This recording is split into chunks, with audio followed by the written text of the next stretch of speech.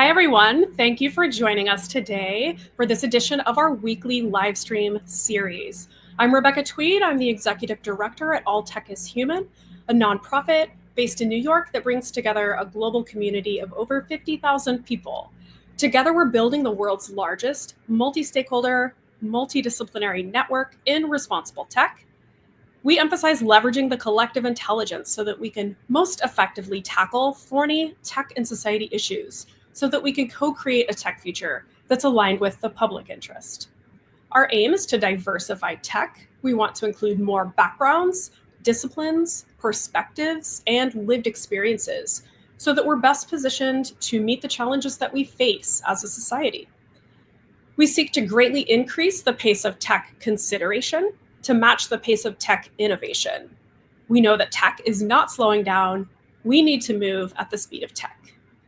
We're building and strengthening the responsible tech ecosystem, and we do that through multi-stakeholder convenings and community building, through multidisciplinary education and resource development, and through our extensive career development efforts to establish a strong, responsible tech talent pipeline.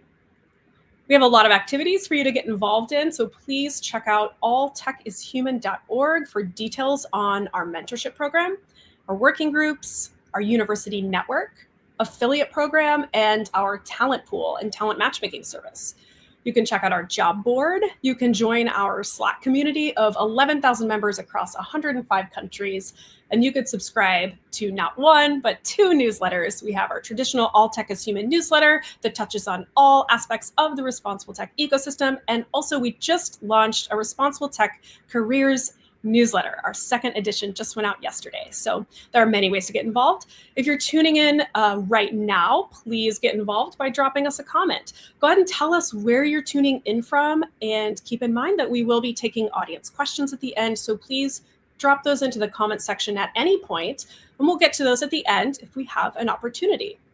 So today's discussion is part of our weekly live stream series. We meet here every Thursday at 1 p.m. Eastern. This one's really special. This is part of our collaboration with Mozilla for their Rise 25 Awards. So that's an annual event that recognizes 25 individuals leading the way in tech.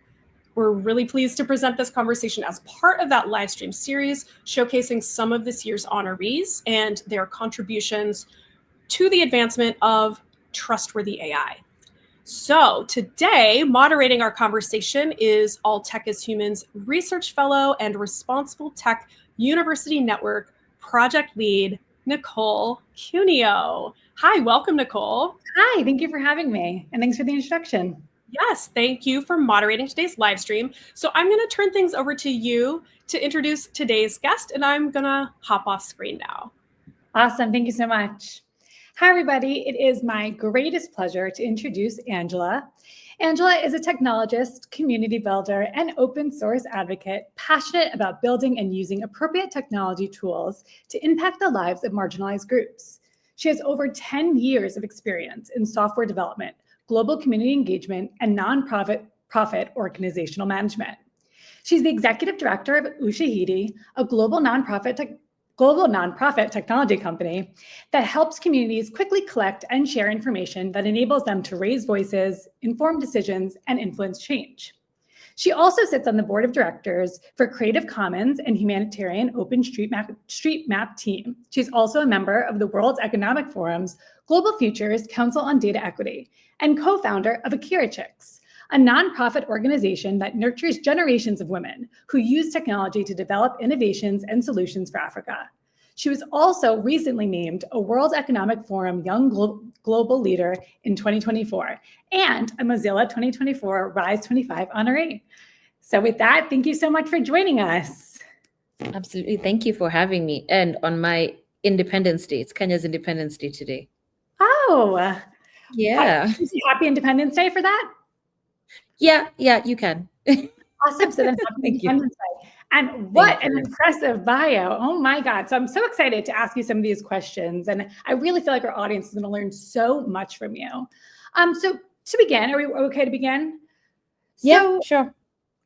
in your bio, even, we hear a lot about open source, right? So a lot of your work focuses on advocating for open source software. And a lot of our viewers here might not really know what that means. So what does it mean for a tool to be open source, especially for someone who might not be familiar with that term? Okay. I think when you think about the word open source and open source technology in general, I think about it as software that's being built collaboratively and is being made freely available to everyone, to or anyone to be able to use it and adapt it. I've seen it be especially powerful for creating inclusive solutions because it allows people to kind of take them and adapt them. It's not you trying to copy paste something. And you're able to kind of adapt it to very nuanced context.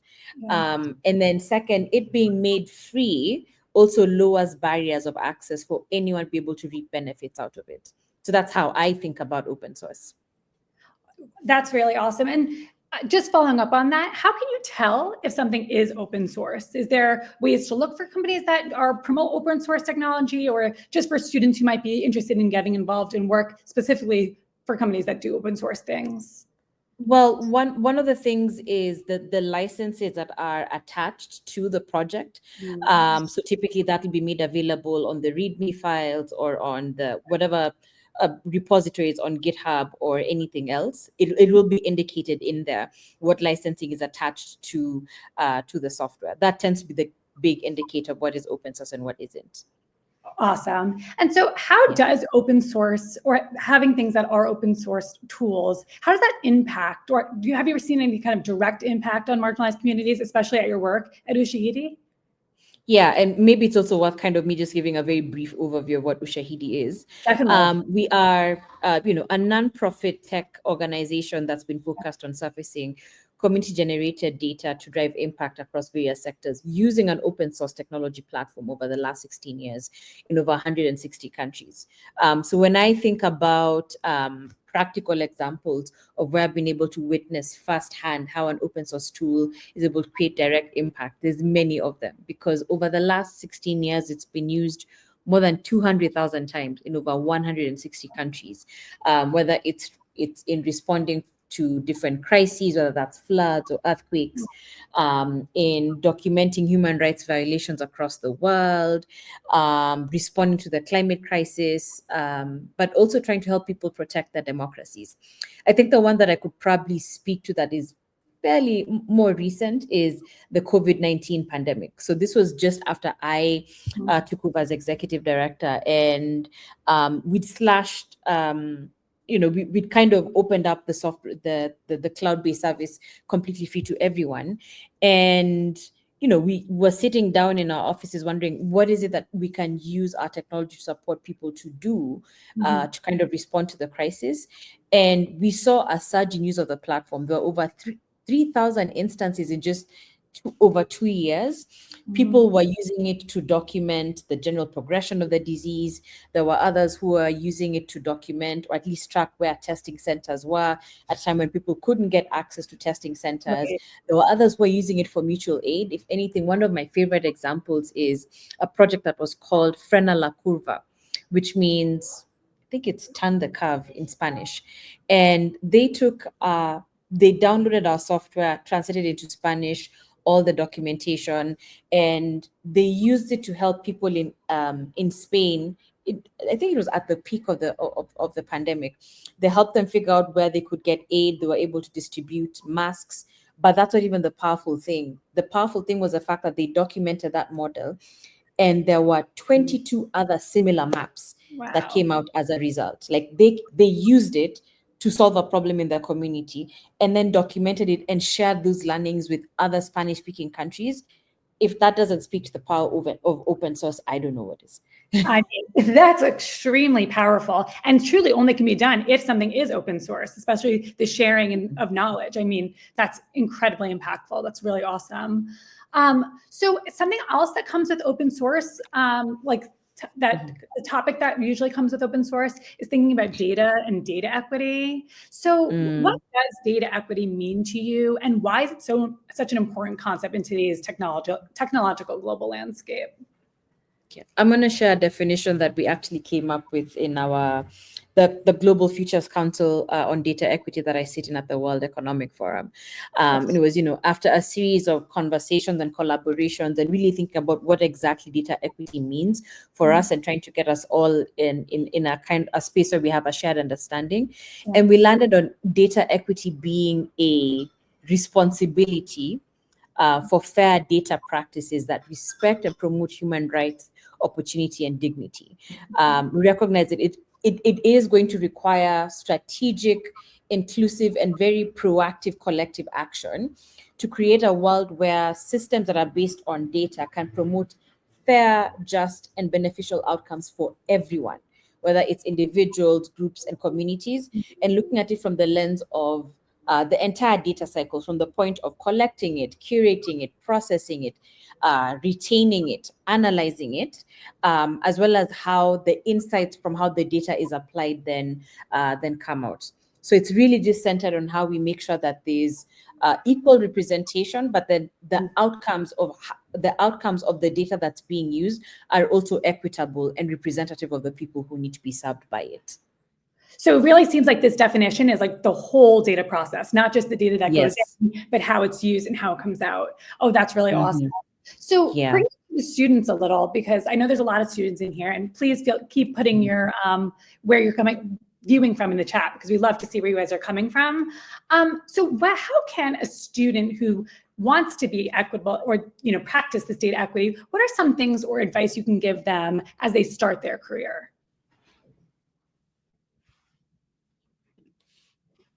That's a very good question. And one of the things that we recognize is that to be able to ensure data equity, there's two ways to look at it. You're going to have to implement corrective measures in the places where it doesn't exist.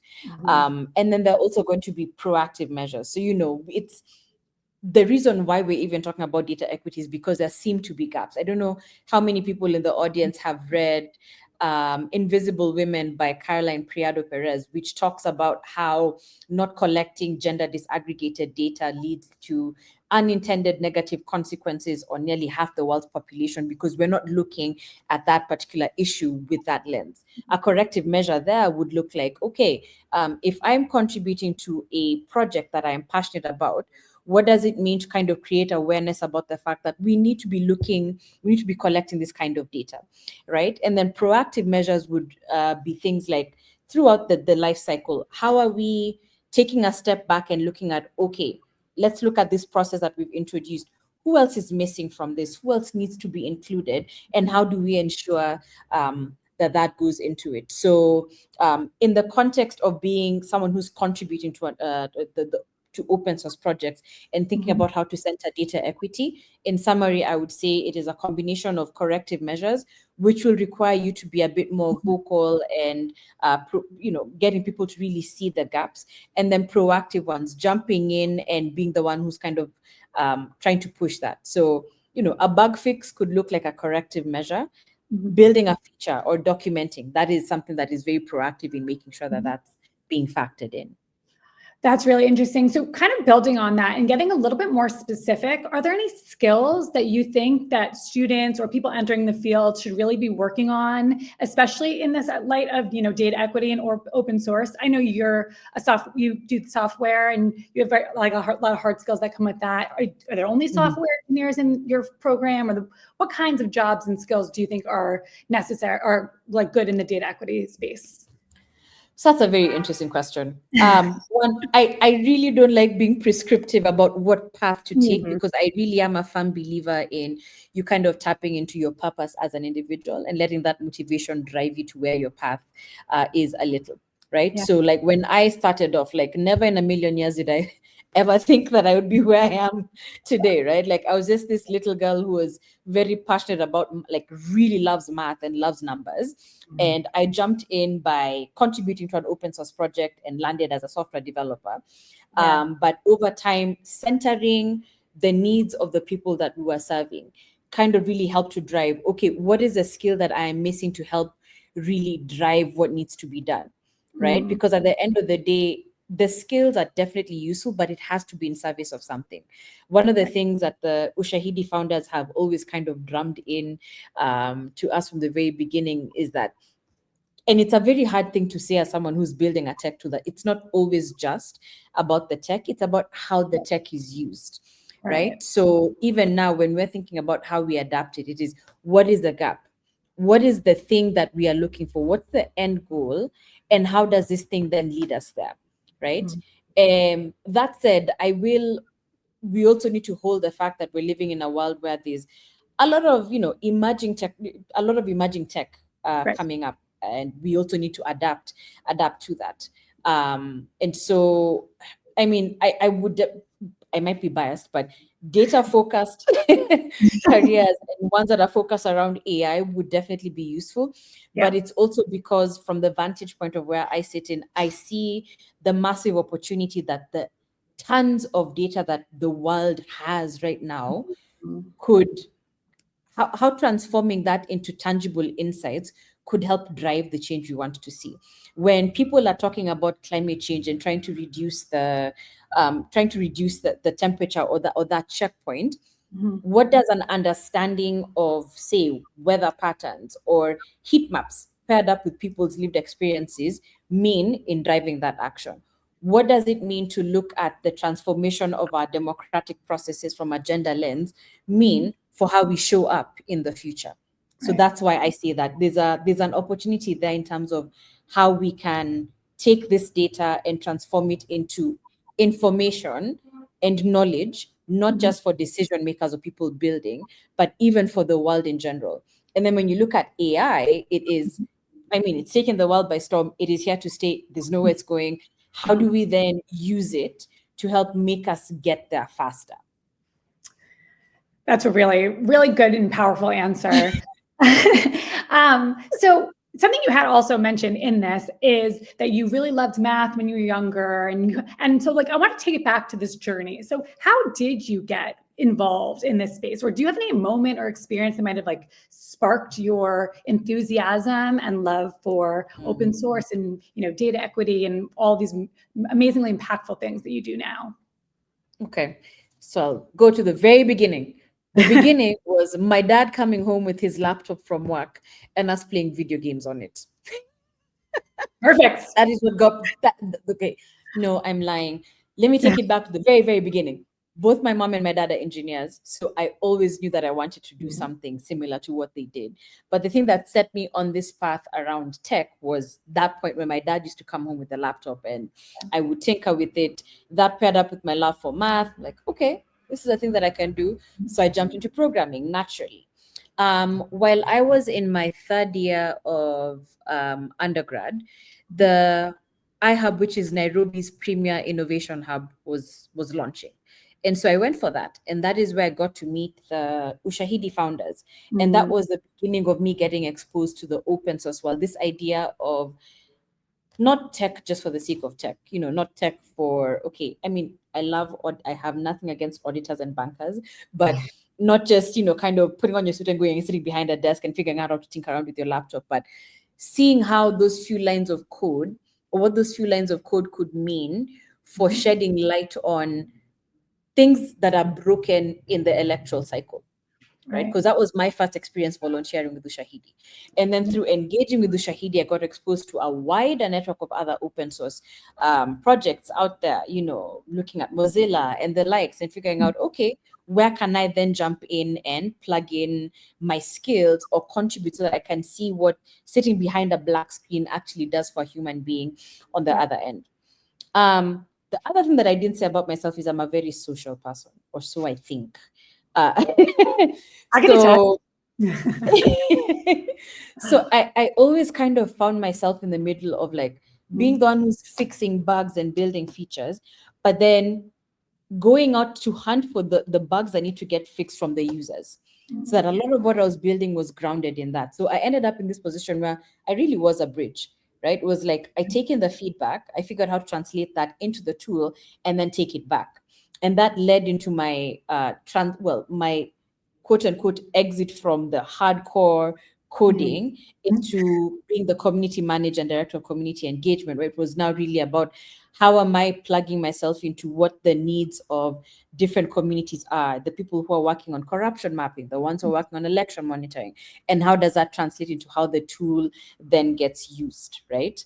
Yeah. And then, so it's kind of just been a natural progression of, okay, what's the need that's surfacing and how is that transforming how I need to show up to ensure that there's value across that chain, right? Now, as executive director, it's, you know, it's still the same, right? Like I'm still trying to guide us from a very high level and strategic perspective to ensure that the people using the tool are able to gain value from it. But because I'm looking up, not just from within the forest, but over, you know, it's getting feedback from decision makers and funders, and they're saying things like, you know, I really want to deeply understand the impact of our programs, or I want to understand what the gaps are in some of these spaces that would drive how we show up or how we serve them. And that's where this concept of data equity then kind of started to ring about like 2 or 3 years ago. It was realizing, okay, there's a specific subset of data that we collect that's valuable, because we've always been centered on community generated data. And that's a unique vantage point because everybody tends to focus on official data sets, census data, scientific one, but people's lived experience, not so much. So how does that then, you know, paired up with everything else, give you a better understanding of what's going on? And what does it look like to scale that up even further to tackle some of the world's most pressing issues? So I'm constantly learning. Even now, I mean, there's things that are still kind of popping up based on what I'm hearing from the communities we are serving and the people who are seeking to serve them properly. So can I ask you a follow-up question to that? So Yes. it seems like a lot of your data, this type of data could be really potentially sensitive, or do you have any experience with like privacy or trust? How do you develop a community database or a database that's really people's lived experiences? How do you develop that trust with the network and also ensure that your data is not going to be, you know, used for harm? Yeah. So one, I think the origins of the organization have helped to center that a little. We're born out of the post-election violence that broke out in Kenya. And so at that point, I think the most pressing thing was making sure that we were not exposing those vulnerable communities to harm or risks of retaliation in any way. So one of the first things that we did in designing the platform was allow for anonymous reporting. But of course, when you do that, you have to be very mindful about the potential for bias being introduced.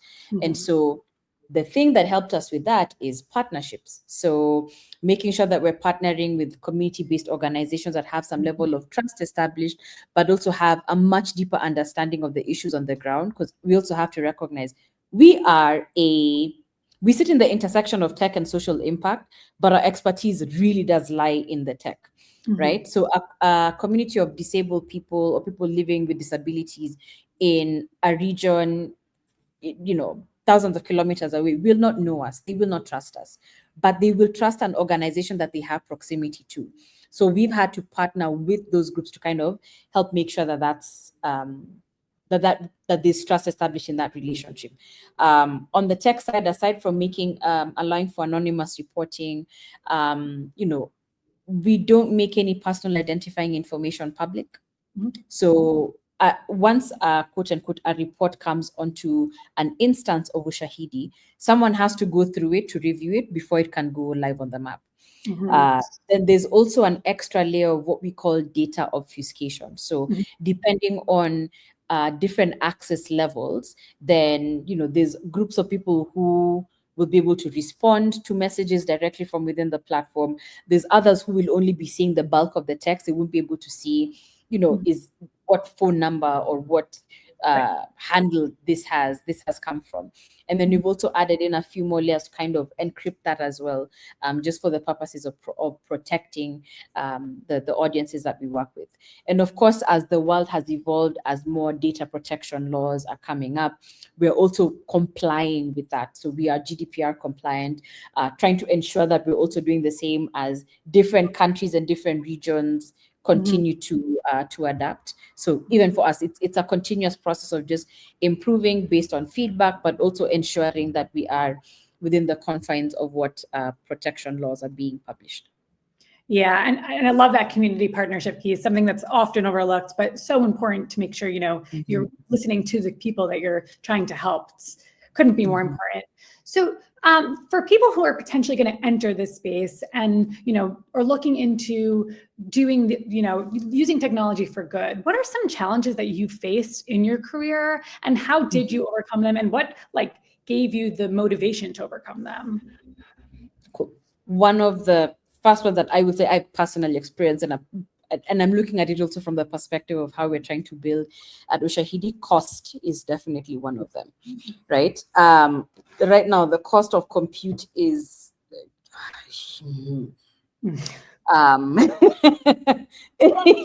is a challenge. I'm sure many of you have been following the clamor for alternative LLMs and open source ones, just so that we are moving away from the monopoly of companies that we will not name.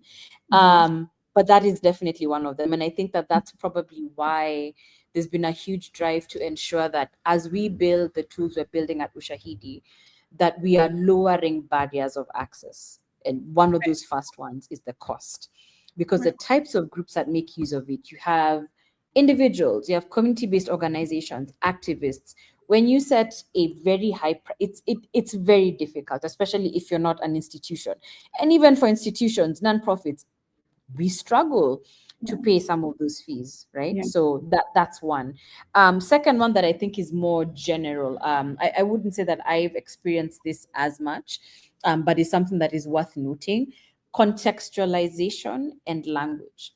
A lot of the tools that get built sometimes don't factor in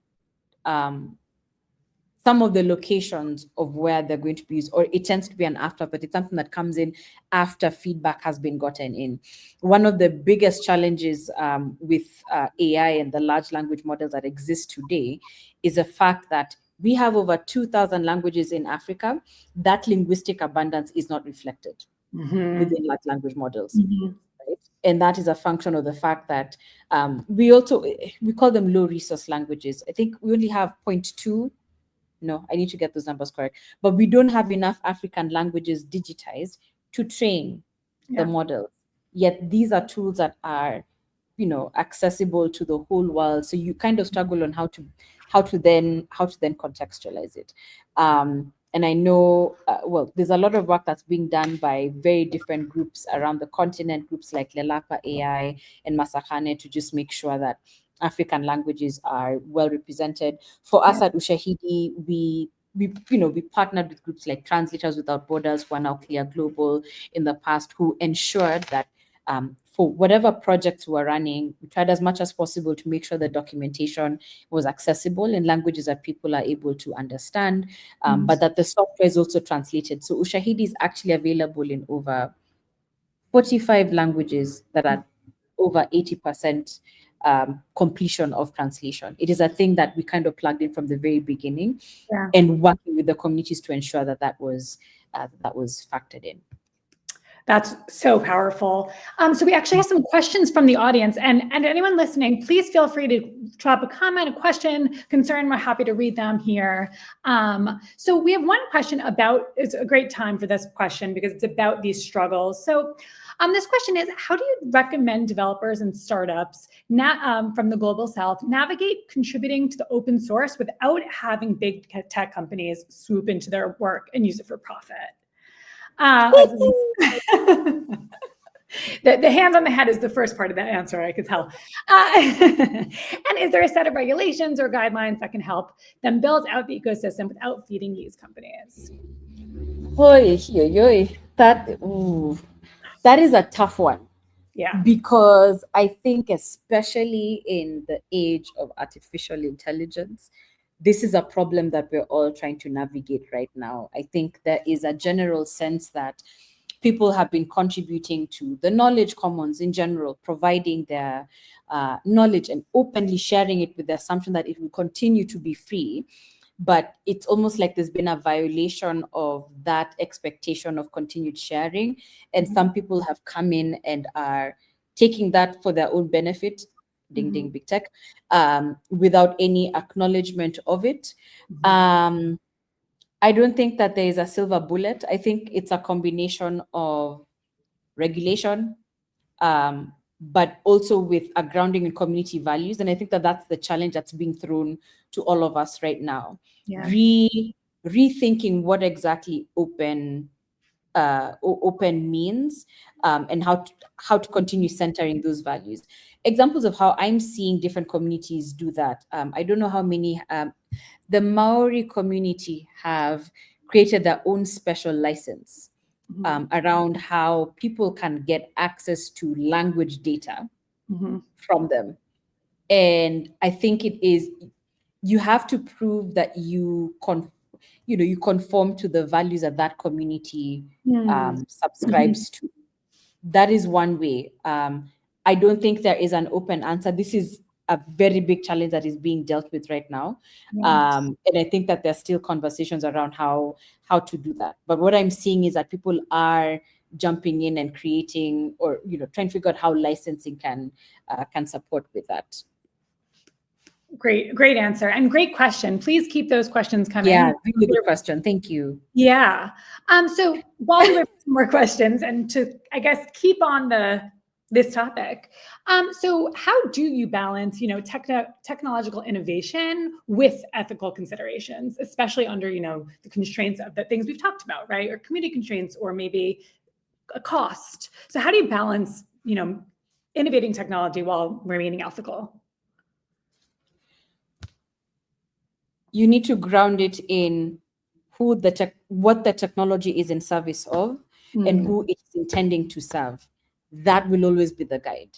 That will always be the guide. I saw my friend Renata Avila from Open Knowledge she made a comment about how it's a fallacy, because there have been a lot of people around saying that the clamor around ethics and safety is a blocker to innovation. It actually isn't, because if you're centering it in the type of impact you want to see and the people, that will tell you what is right and what is wrong. Tech for the sake of tech will have that argument, but tech for the sake of people will not have that argument. That's a beautiful answer. So as a member of so many different organizations and with such a, impressive career, what have you found is a great, it's not skill as in a hard skill, but great, you've worked with so many incredible people. Do you have any advice for people entering the field, not in a skills way, but more in a, personality way or perseverance way from the people you've worked with? I think, curiosity is definitely something that's very welcome. Always walk into different rooms with an open mind to challenge the notions of what you've believed, right? And pair that up with being very open to learning new ways of engaging. I think the second thing is seek out mentors.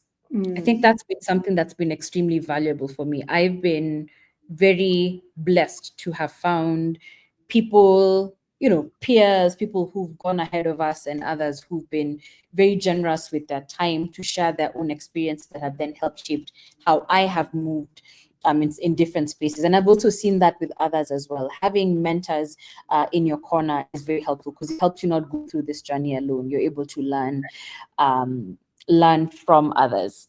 What's the other thing? I think those are the main ones. I think those are curiosity. Yeah. Curiosity, be open to learning, find a mentor. And pass it forward. When you go in through a door, leave that door open for the next person to come in. Pay it back. Always. I love that. Also, you're getting lots of great comments on your technology needs to serve people comments. So that was very well received in this group. And again, please, keep engaging with us. We'd love to hear more about how the audience is feeling about these. So what would you have, tech can be a very potentially scary space. So what would you say to someone who might not feel certain about their qualifications in tech or qualifications to work somewhere? What would be your advice for someone who feels that way? But yeah, I mean, imposter syndrome is definitely a thing. I mean, we all face it. Hello, here, all the time. All the time.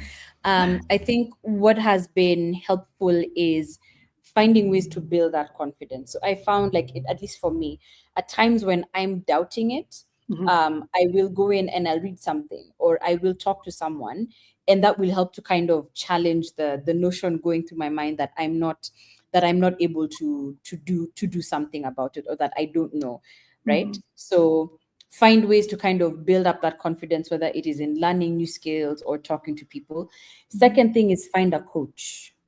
Coaching, if you have access to it, that is wildly helpful in helping to boost your confidence.